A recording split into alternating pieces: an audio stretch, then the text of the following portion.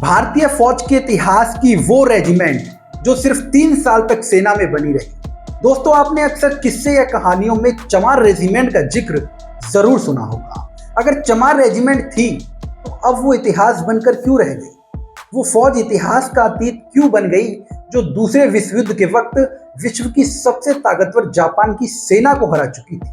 और किस वजह से ये चमार रेजिमेंट खत्म की गई? आज की इस खबर में इन सभी सवालों के जवाब हम आपसे साझा करेंगे।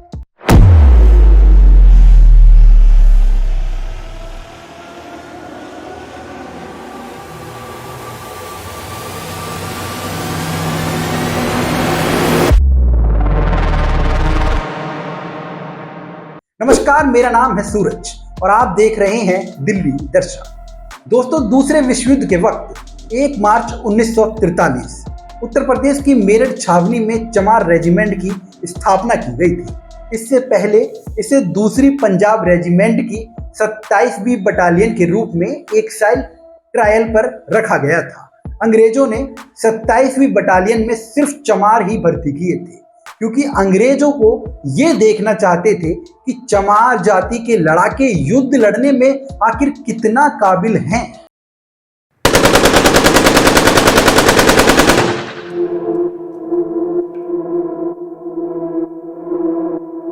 जब चमारों ने युद्ध कौशल और बल में खुद को साबित कर दिया, तब अंग्रेजों ने ये जान लिया कि जैसे चमार जानवरों की खाल निकालते हैं, वैसे ही दुश्मन की भी खाल निकाल खींचने में काबिल हैं। इसी के बाद 1943 में चमार रेजिमेंट की स्थापना की गई थी।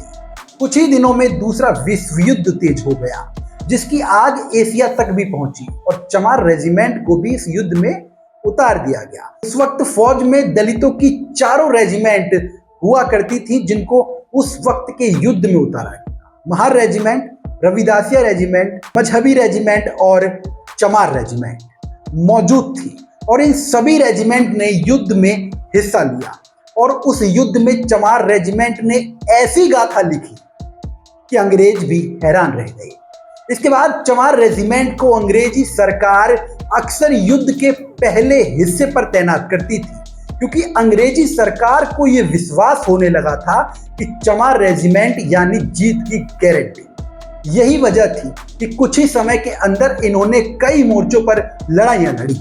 इन्हें गुवाहाटी, इंफॉल और रंगून यानी म्यांमार तक की सेना को युद्ध लड़ने के लिए भेजा गया। इनकी वीरता का अंदाजा इस बात से लगा लीजिए कि इनकी पहली ही बटालियन को बैटल ऑनर ऑफ कोहिमा से भी नवाजा गया। दूसरे विश्व युद्ध के बाद महार रेजिमेंट को बनाया तो रखा, लेकिन रविदासिया और मजहबी रेजिमेंट को सिख लाइट इन्फेंट्री रेजिमेंट कर दिया गया। लेकिन इससे पहले अंग्रेजी सरकार ने चमार रेजिमेंट को जापानी फौज को घुटने टिकवा दिए थे। चमार रेजिमेंट बहुत कम समय में विश्व भर की खबरों में अपना नाम दर्ज करवाती जा रही थी। इसके बाद अंग्रेजी सरकार चमारों की वीरता पर काफी विश्वास कर बैठे थे।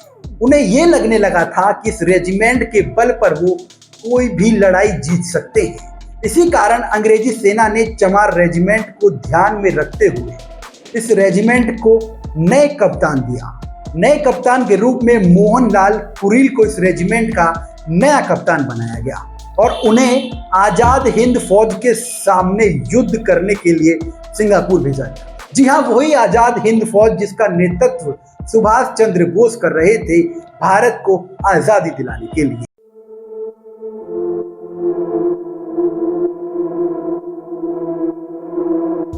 कुरील बड़ी दुविधा में पड़ गए, क्योंकि उनके ही भाइयों के सामने उन्हें युद्ध लड़ने के लिए भेजा गया।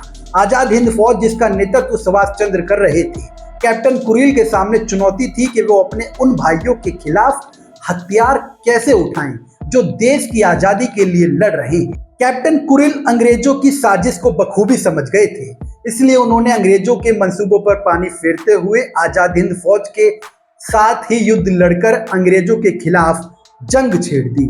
और यही कारण था कि अंग्रेजों ने 1946 में चमार रेजिमेंट को हमेशा के लिए खत्म कर दिया।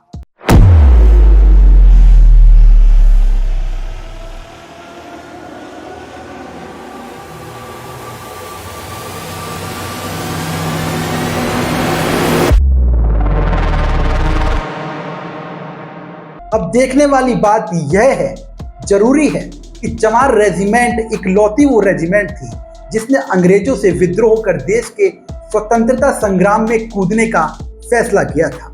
इस रेजिमेंट ने अंग्रेजों के खिलाफ युद्ध कर अंग्रेजों के होश उड़ा दिए थे। यही वजह थी इस दौरान इस रेजिमेंट के कई सिपाही शहीद हुए और जो कुछ बच गए उनमें से कई म्यांमार के जंगलों में भटक गए, जिन्हें खोज खोज कर मौत के घाट उतारा गया। इसी दौरान कैप्टन कुरिल को युद्ध बंदी बना लिया गया, लेकिन इस विद्रोह का असर दोस्तों ये हुआ कि देश में आजादी के आंदोलनों में तेजी आई और देश में कई जगह विद्रोह छिड़ गए। इस सब से गुस्से में आग बबूला हुए अंग्रेजों ने सुभाष चंद्र बोस को वॉर क्रिमिनल घोषित कर दिया और चमार रेजिमेंट को भी खत्म कर दिया। काफी साल जेल में रहने के बाद देश की आजादी के वक्त कैप्टन कुरिल को भी आजादी मिली। उसके बाद उन्होंने सन 1952 में चुनाव लड़ा।